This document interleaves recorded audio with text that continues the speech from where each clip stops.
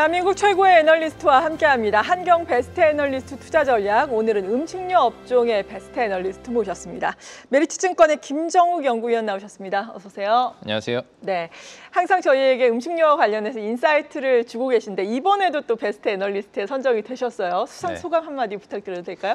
예. 매번 경쟁이 치열해지고 있어서 이 어려움을 항상 느끼고 있는데 이번에도 매우 감사하게 또 1등에 영광을 얻게 되어서 너무 기쁘고요. 하반기에도 더 도움되도록 최선을 다해서 노력하도록 하겠습니다. 네, 다시 한번 축하드립니다. 먼저 연구위원님께서 뽑아준 또 수학 분석이 있거든요. 화면으로 만나보겠습니다. 음식료 업종의 지금 강점은 어떤 게 될까요? K푸드의 맛과 품질 경쟁력이다. 수출, 현지 법인 등 운영 노하우가 축적되고 있다라고 말씀해 주셨고요. 다만 약점으로는 대량 생산 체계의 전환이 좀 더디다. 그리고 내수 중심의 보수적인 기업 문화가 있다라고 평가를 해주셨습니다. 기회 요인은 K 컨텐츠 열풍이 요즘에 계속해서 불고 있죠. 글로벌 관심이 확대되고 있고 고물가 속 가성비 트렌드에 맞아떨어지고 있다. 위험 요인으로는 현지의 경쟁 업체, 그러니까 한류 제품 모방 생산이 늘어나고 있다는 점, 제품 위생 등 예측 불가능한 리스크가 있다는 점을 분석을 해주셨습니다. 그런데 K푸드의 대미 수출 성장세가 2년여 만에 처음으로 꺾인 것으로 나타났잖아요. 이게 어떤 영향이 받았을까요? 일단은 뭐 관세 영향을 우리가 언급하지 않을 수가 없고요. 관세에 대비해서 좀 6월 달에 좀 선적됐던 그 물량이 좀 많았고 재고 보충 수요가 좀 많았다고 보고 있습니다. 그래서 이런 부분들이 일단 뭐 7월 달 일시적으로 영향을 줄 걸로 보고 있는데 기업들이 좀 불확실성이 컸습니다. 어쨌든 관세율 자체가 확정이 안 됐었기 때문에 기존에 좀 유통업체 쪽에서 좀 많은 양의 물량을 요구했고요. 이런 부분 대응하는 과정에서 이제 6월 성장이 좋았던 부분이 되돌림이 7월 달 나온 거고 기업들은 이제 어느 정도 관세 레벨이 정해졌기 때문에 가격 인상 등의 대응 전략 등을 논의하고 있거든요. 뭐 아주 큰 폭은 아니지만 관세 영향을 제거시킬 정도의 레벨 한 7, 8% 정도, 많게는 한 10% 정도의 가격 인상을 목표로 하는 것 같습니다. 이 정도라면 소비자가를 생각했을 때는 그렇게 부담스러운 레벨은 아니라고 보고 있고요. 가격 인상 등 내용들이 정리가 된다라면 다시 이제 수출 재개하는 움직임이 나올 걸로 기대를 하고 있습니다. 이 관세 부과를 앞두고 재고 확보의 영향이 선제적으로 있었기 때문에 꺾인 것으로 보여진다라고 말씀해 주셨는데 아무튼 뭐 관세의 영향을 받게 되는 게 사실이잖아요. 이럼에 따라서 미국 현지에 공장을 보유하고 있는 기업들의 이점이 더 부각이 될까요? 어떻습니까? 예, 맞습니다. 현지에 공장을 갖고 있는 기업들, 뭐 대표적으로는 뭐 농심, CJ 제일제당, 뭐 풀무원 같은 기업들인데 이 기회 요인과 조금 우려 요인이 상존하는 게 우려 요인은 이제 원재료비 부담 등이 또 있습니다. 그래서 이 현재 조달하는 원재료비, 뭐 인건비 등의 이제 문제로 좀 수익성 확보에는 조금 어려움을 겪고 있는 것도 사실인데요. 말씀하신 이제 관세 영향만 본다라면은 현재 공장을 갖고 있기 때문에 현지 대응하는 부분들 유효할 거고, 근데 모든 기업들이 이제 현지 법인으로만 또 대응하고 있지는 않거든요. 일부 수출로도 대응을 하고 있어서 이런 부분에 좀 관세 영향은 좀 피하기 어려울 거다라고 보고 있고. 삼양이 이제 가장 대부분 이제 수출로 영위하고 있기 때문에 관세 영향을 좀 직접적으로 맡고 있는데 삼양 같은 경우는 이제 관련 제품 가격대가 한 2,000원 정도 수준이어서 가격 인상을 해도 뭐 한 200원 정도 내외 부담스럽지 않은 수준으로 보고 있고 우려 대비해서는 좀 낮은 레벨로 또 관세가 정해졌기 때문에 환율 효과 등까지 고려했을 때는 뭐 수익성에 영향은 크지 않을 거다라고 보고 있고요. 현지 업체들의 이제 고민은 현지 법인 생산 물량에 있어서 이제 카테고리 확대라고 볼 수가 있습니다. 이제 기존 제품만으로는 이제 어느 정도 베이스가 올라와서 성장의 한계를 느끼고 있기 때문에 새로운 카테고리, 새로운 브랜드 출시를 통해서 얼마나 또 매출 업사이드를 만들어내느냐 이 부분이 좀 과제가 될 것 같습니다. 그런데 2분기 식품업체들 지금 실적을 보니까 대부분 아주 좋지는 않았잖아요. 그 이유는 구체적으로 어디에 있습니까?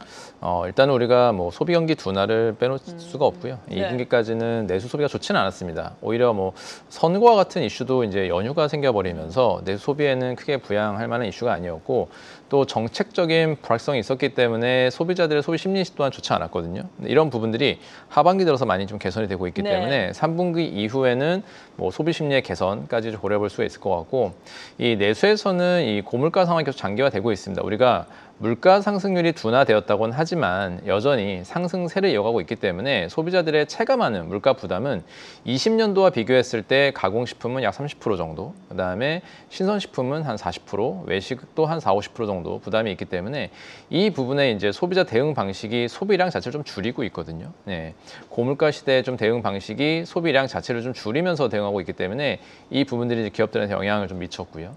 또 뭐 온라인 유통, 온라인 그다음에 이제 오프라인 할 거 없이 이제 유통업체들의 성장세가 좀 둔화되면서 프로모션 등의 압박도 좀 제조업체한테 좀 전가된 상황입니다. 그러다 보니까 제조업체들의 이제 매출 증가를 높지 못했던 게 매출 애누리 등이 많이 늘어나면서 이제 매출 성장세가 좀 둔화된 측면도 있었고요. 또 빼놓을 수 없는 게 통상임금 관련해서도 올해 이제 추가적으로 반영되는 부분들이 있고, 지난해 이제 그동안 반영하지 못한 부분을 소급 적용한 게 일시적으로 반영됐지만 올해부터는 이제 일반 임금 쪽에 들어가는 게 분기마다 적용이 되고 있어서 이 부분도 이제 인건비 부담으로 나오고 있고, 일부 기업은 분기마다, 또 일부 기업은 연말에 또 반영을 예상하고 있는데요. 통상임 관련된 비용도 우리가 좀 무시할 수 없다. 그리고 환율 등 이슈를 봤을 때 작년보다 여전히 환율은 좀 부담스러운 상황이고, 원가 측면에서 봤을 때는 주요 원재료들, 제거업체들은 주로 뭐 카카오라든지 네. 유지류, 이런 피트닝, 쇼트닝 이런 제품들의 이제 원가 부담이 있었고, 또 육가공 업체들은 이제 돈육 등 해서 주요 원재료 등의 가격 상승도 있었기 때문에 아직까지 상반기는 기업들이 이제 원가 부담, 인건비 부담, 그리고 매출 감소를 방어하기 위한 이제 마케팅비 등 영향으로 인해서 일단 상반기 실적을 좀 부진했다고 좀 보고 있습니다. 네. 상반기 실적이 부진했던 이유에 대해서 전반적으로 꼽아주셨는데, 대표적인 이유로 내수 부진을 앞서서 말씀해 주셨잖아요. 네. 내수 부진과 또 상반되는 개념이 수출 아니겠습니까? 맞습니다. 하반기에 수출의 키가 되는 것, 하반기에 실적이 키가 되는 것은 수출이 되겠습니까? 내수가 되겠습니까? 네, 하반기에 이제 내수는 어느 정도 좀 이제 바닥을 다지고 뒷받침을 해주는 2분기로서 일단 분기 단위의 업황 바닥은 확인했다라고 보고 있습니다. 그래서 내수로는 이제 2분기에 바닥을 다져주는 역할을 해줄 거고요. 말씀하신 것처럼 이제 업사이드는 수출에서 열어줄 건데, 여전히 기대되고 있는 부분은 이제 라면과 라면 외 제과, 그리고 이제 기타 제품들로 볼 수가 있습니다. 라면에서는 이제 삼양식품 실적이 2분기 때 이제 다소 좀 약했습니다. 네. 1분기보다는 조금 QOQ로 전기 대비해서 조금 감소하는 모습 보여줬는데요. 이 부분은 이제 말씀하신 관세 영향도 있고요. 그다음에 3분기에 본격적으로 밀양 2공장 가동을 앞두고 있습니다. 그래서 밀양 2공장을 통해서 생산 캐파가 30% 정도 확대가 되기 때문에 이 부분에 이제 가동이 정상화되는 측면에서 우리가 수출 증가를 기대해 볼 수가 있을 거고요. 월별로 조금 등락은 있지만 7월 달에 한 20% 정도 성장을 보여주면서 라면은 여전히 좀 양호한 성장세를 이어갔다라는 게 좀 특징이고, 밀양 2공장의 가동률은 7월 한 달 기준 한 25% 정도 달성한 걸로 보고 있습니다. 네. 그래서 기대 대비 양호한 이제 가동률로 시작을 했고, 매달 한 10%포인트씩 올려가면서 연말 한 60%, 70% 정도를 목표로 하고 있거든요. 달성한다라면은 이제 계획대로 내년도에는 이제 100% 이상 달성하게 되고, 27년도에는 또 중국 공장 오픈을 앞두고 있습니다. 그래서 모멘텀이 끊이지 않는다. 그래서 2분기에 다소 영업이익이 주춤했지만 3분기부터 다시 전기 대비 영업이익이 증가하는 구조로 변모될 걸로 기대를 하고 있고요. CJ 제일제당 같은 경우에는 이제 국내하고 미국 쪽에 턴어라운드를 좀 기대하고 있습니다. 식품 쪽에서. 미국은 이제 디저트 공장이 허리케인 피해를 입었던 부분이 계속 복구 공사 중에 있었고요. 이게 마무리되는 게 이제 3분기 정상화되기 때문에 미국 쪽에서의 이제 디저트 매출 성장 기대할 수 있을 것 같고, 회복도 기대할 수가 있을 것 같고, 국내 쪽은 2분기까지 말씀 주신 이 소비 경기 둔화 영향으로 인해서 좀 부진했었는데 3분기에는 이제 소비 쿠폰 등의 약간 풍선 효과도 기대하고 있고요. 추석, 명절 선물 세트 효과도 기대할 수 있기 때문에 이런 부분들이 다시 좀 소비 활성화되면서 내수 식품 쪽의 매출 증가 좀 기대해 볼 수 있을 것 같습니다. 그 외 기업들은 이제 오리온 같은 경우는 이제 베트남, 중국 등이 중요한데, 이 지역들의 매출 성장은 아마 좀 하반기 한 9월 이후로 예상이 되고 있습니다. 네. 여러 명절 효과 등과 관련된 제품들의 매출 증가 기대되기 때문에 신제품, 신규 카테고리 효과 등 감안해도 한 4분기에 본격화될 걸로 기대가 되고 있고, 음료 주류 기업들은 좀 3분기에 소비 쿠폰 효과 등을 좀 기대하고 있어서 이런 부분도 좀 3분기 회복을 예상할 만한 요인이어서 내수가 전반적으로 이제 부진했던 기저 효과를 가지고 턴어라운드하는 가운데 이 업사이드는 수출에서 열어주는 모습을 기대하고 있습니다. 네, 지금 오리온과 특히나 앞서서 다른 기업 말씀을 해주시면서 3분기 소비 쿠폰에 대한 풍선 효과 언급을 해주셨잖아요. CJ 제일제당 말씀해 주시면서. 네. 그렇다면 소비 쿠폰에 대한 효과가 어느 정도로 나타날 것으로 지금 기대하고 계신지 궁금하거든요. 네, 일단 뭐 소비 쿠폰은 최근에 이제 뉴스 보도되는 것처럼 네. 한 30%, 40% 정도가 외식으로 쓰인 걸로 좀 보여지고요. 재난지원금 때와의 좀 차이는, 재난지원금 때는 아무래도 외부 활동이 제한이 되고 뭐 집합 금지가 있었기 때문에 이 부분이 외식으로 온전히 흡수가 되진 않았습니다. 물론 외식 비중이 한 20% 정도 쓰이면서 높긴 했지만 지금은 더 높은 양상으로 나타나고 있고요. 직접적으로 우리가 섹터 내에서 수혜를 본다라면 이제 CJ 프레시웨어와 같은 외식 식자재 유통 기업들이 수혜를 볼 수 있을 것 같고요. 실제로도 2분기까지는 전년 대비 영업이익이 좀 감소하면서 부진했지만 3분기 들어서 이제 7월달 톤이 좀 올라오고 있습니다. 전년 대비 매출 성장을 좀 기록하고 있는 상황이고요.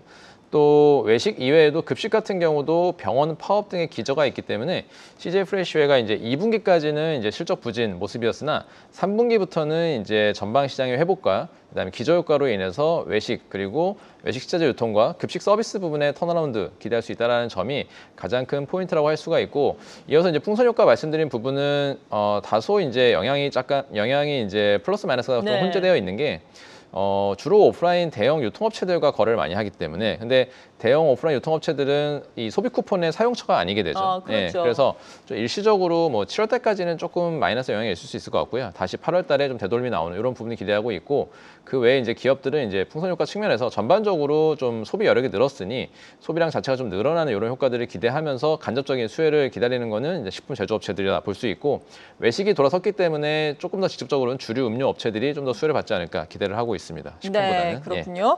그리고 뭐 삼양식품이라든지 이 같은 각 기업별로는 앞서서 말씀해 주셨고 하반기에 주목할 만한 변수들 추가적으로 보다 구체적으로 설명을 해주신다면요. 네, 하반기도 이제 우리가 주목할 부분은 계속 좀 정부 정책도 있고요. 그다음에 원재료비 부담 등도 다 네. 있습니다. 그래서 정부에서 계속 좀 물가 TF 관리를 하면서 물가에 대해서 이제 기업들의 압박을 계속 보여주는 시그널 나와주고 있는데 그런 부분 때문에 이제 기업들은 가격 정책과 이제 원가 정책들 중요할 것 같습니다. 그래서 하반기 다행인 점은 우리가 기상이변 측면에서 이제 원가 부담 생기는 경우가 엘니뇨와 라니냐와 같은 이제 기상이변 이슈가 생겼을 때 옥수수, 소맥, 대두와 같은 주요 원재료 가격이 상승하면서 원가 부담이 나올 수가 있는데 다행인 점은 최근 들어서 이런 기상이변 지표들은 좀 안정세를 보여주고 있습니다. 그래서 하반기에도 엘니뇨와 라니냐와 같은 이제 기상이변에 따른 가격 상승 가능성은 조금 접어도 될 것 같고요. 두 번째로는 이제 미국의 작황인데 미국 작황이 작년에 이어서 올해까지도 양호한 모습을 보여주고 있습니다. 우리가 굿, 엑셀런트 등급의 비율을 보고 있는데요. 이 비율 자체가 지금 한 70% 가깝게 계속 전년 대비 이어서 2년 연속으로 나와주고 있기 때문에 작년에 이어서 올해도 양호한 작황, 공급이 좀 풍부하기 때문에 가격의 이제 하락 가능성도 높다, 원재료비. 그리고 앞서 말씀드렸던 이제 특정 원재료들, 뭐 코코아라든지 그다음에 쇼트닝, 그리고 뭐 육가공 원료 등 해서 이런 제품들, 주요 제품들의 가격도 이제 하반기에 좀 더 안정세를 보여줄 것 같아서 기업들의 가격 인상 여력이 좀 적다라는 부분은 아쉽지만 또 반대로 원가 상승 부분도 좀 닫혀 있기 때문에 이 원가 스프레드 관리 측면에서는 상반기보다 하반기에 좀 양호한 모습. 그래서 원가의 흐름이 기업의 수익성을 결정짓는 중요한 한방 포인트가 될 것 같고요. 향방이 될 것 같고.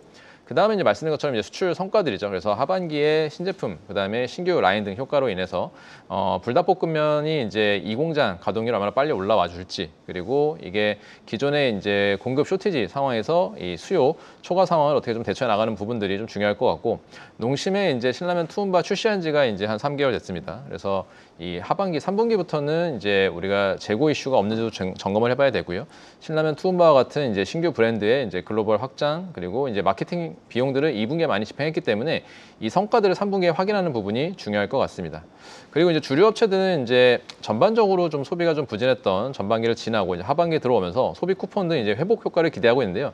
그러다 보니까 다소 좀 마케팅비 부담 경쟁도 나올 수가 있어요. 예, 그래서 이 시장 활성화를 위해서 이제 음료, 주류, 맥주 쪽, 소주 쪽에서 이제 마케팅비 경쟁이 좀 나올 수 있기 때문에 이런 부분은 우리가 좀 매출과 또 마케팅비 집행에 대한 부분들 좀 점검해야 될 것 같고요. 재단 같은 경우는 이제 말씀드린 2분기 부진에 3분기 내수 회복하는 부분과 이제 추석 이 명절 효과 등 이런 부분들이 CJ 제일제당, 동원 F&B, 이제 오뚜기와 같은 이 종합식품 업체 대상까지도 포함이 되고요. 식품 업체들의 실적에 좀 향방을 결정하는 주요한 변수가 될 거다라고 보고 있습니다. 그래서 일단 점검해 본다라면 이런 식으로 이제 기업들의 이제 해외 성과와 국내에서의 이제 기저 회복, 그리고 글로벌리는 이제 원재료의 부담을 얼마나 상쇄할 수 있는 스프레드가 나오냐, 이게 중요해질 것 같습니다. 네. 그리고 몇 달 전에 이 자리에 또 출연을 하셔서 음식료 담배 섹터 내에서 KTNG라든지 CJ 프레시웨이 언급을 유망하게 해주셨는데 실제로 많이 올라왔어요. 지금은 어떤 종목들 유망하게 보고 계신지 궁금하거든요. 네, 저는 이제 하반기에도 뭐 탑픽에 대한 변화는 크지 않은데요. KTNG도 우리가 계속 푸드 말씀드렸지만 담배도 해외 성장이 좋습니다. 2분기에도 30% 성장을 보였기 때문에 하반기에도 두 자리 성장 계속 이어갈 거다. 그리고 주주환원도 매우 강화되고 있어서 KTNG도 하반기에는 이제 탑픽으로 말씀을 드리고요. 프레시웨이는 이제 이 경기 부양 효과, 소비 쿠폰 효과 본격화되는 이제 3분기부터 실적 턴어라운드를 좋게 보고 있고요.